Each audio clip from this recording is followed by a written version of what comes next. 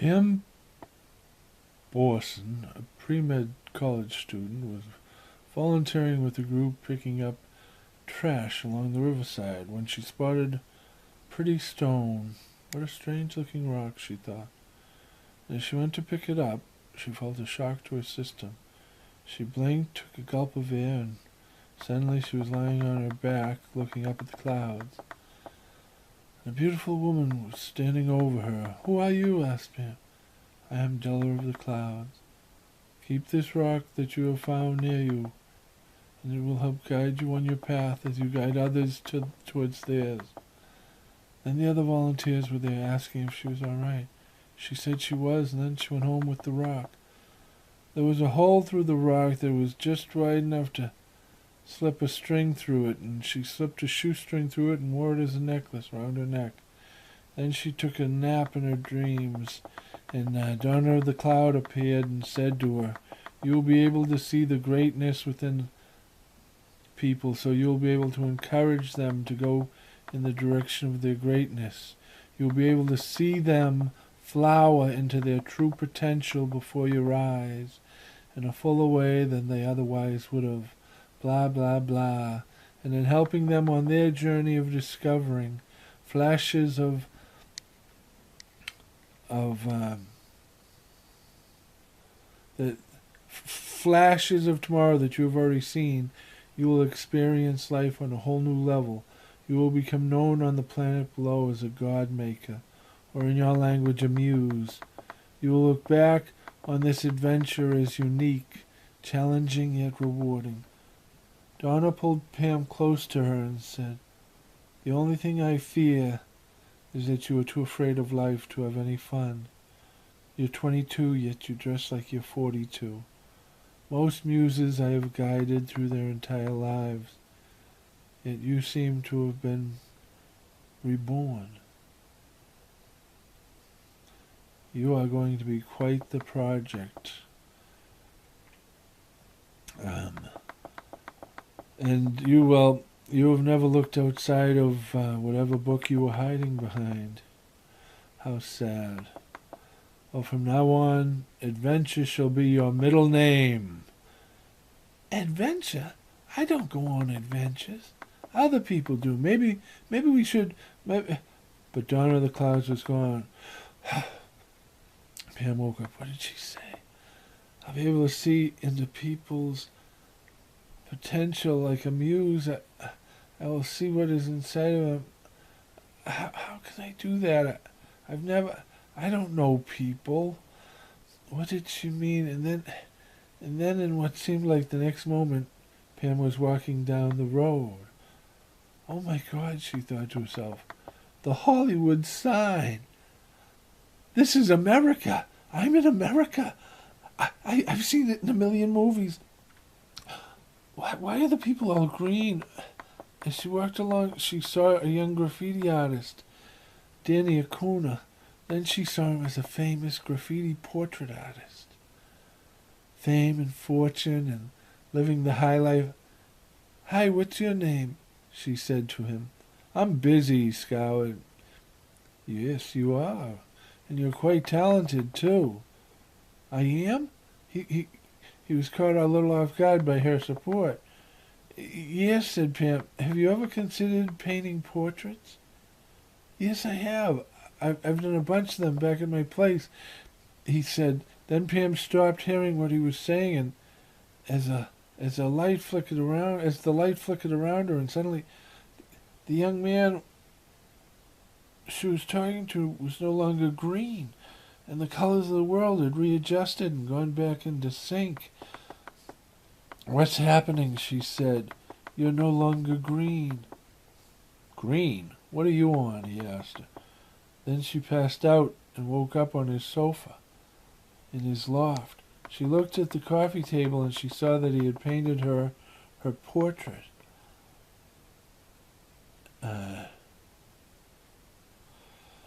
Danny and Pam are in a taxi with a beautiful young lady, Della Hunt. Danny had met Della at his art exhibit. Later, when they were alone in Danny's bedroom, Della asked Danny, "What's the deal with Pam?" what's your relationship with her? It's like I told you, she's my muse. She guides my career, but she says that if we have sex, that she will lose her ability to help me. It's not that she won't want to help me, it's just that she won't be able to. And she learned this from helping other people, and to prevent that, no sex, just company. She's good company, and I enjoy having her around. Does she really believe that? Do you really believe that? Hey, it's been working so far. Who knows? Maybe she's just the self-confidence I've needed. Why does she...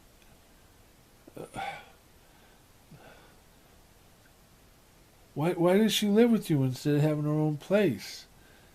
Because she says she never knows when she'll get the flash of tomorrow, and that as long as I'm near her, when she gets it, it'll be a flash about me. And if I'm not near her, who knows? So, I like keeping her near me. Well, then I guess, could it be a flash about anyone? Yep. That night, as Danny slept, Ella slipped out of the bed and walked into the living room. In the morning, she was in the bedroom when Danny woke up getting dressed. I have to get to work, she said, and kissed him goodbye. Over the next year, Pam and Danny became quite the team as she guided his career, and she learned a great deal about the modern art world. But now it was nearing time to go, so she began opening herself up to the universe and meditating quite a bit, enough for Danny to notice. Then one afternoon, while picking some things up at the grocery store, she suddenly saw herself on a street looking at a street sign, and then crossing the street at looking across the street at a coffee shop. She tracked down the coffee shop and the street it was on. Her 20% commissions on several sales that Danny had made gave her a nice nest egg, and the portrait he had painted of her was gaining value by the day. So she packed up her things and wished Danny the best.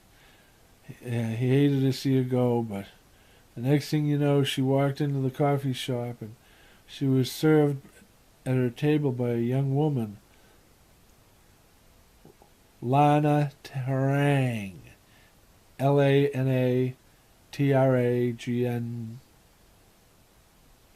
Trang,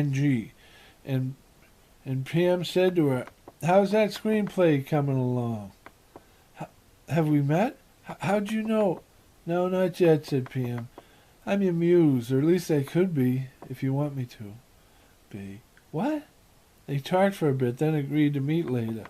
As they walked down the street, Lana pushed Pam into an alley and held a switchblade to her throat. "Okay, sister, how you know about my screenplay?" "Really, I see things, flashes of tomorrow, that's all. And as long as I'm near you, the flashes will be about you. I saw you making the first kung fu zombie musical love story ever. It was epic." Hey, if you don't want my help, just walk away." "Be a shit," she said as she put away her switchblade and walked away. Pam did not realize it at the time, but Lana's girlfriend and partner in crime, Dorothy Lawmaker, followed Pam home to her hotel room. The next day there was a knock on her door, and when Pam opened it, it was Lana. "Okay, sister, I read about Muse. I think you crazy. But dish, show me what you got." "Like I told you," she said, "I'm a muse, and I could be yours if you want me to. I never know when I will get these flashes of tomorrow, but I know that if I'm near you, they will be about you. And I know that sex messes with my ability. So as long as I'm guiding you, I will not be able to take advantage of your sexual dexterity." "What? How'd you know this?" "No, the words. Do you know Thabo? Where is he? Sexual diversity. Dexterity. You got that from him. That what he say." "No, I see things. I told you that. I am just saying this is the deal." We could have sex or I could be a muse, but we can't have both. Fuck, that's crazy talk, said Lana. How could I trust you if I haven't had sex with you? No, said Pam, that is the deal. What about me? Us, I mean, can we have sex with other people? Yes. Mucho. Mucho? Yeah, see, said Lana.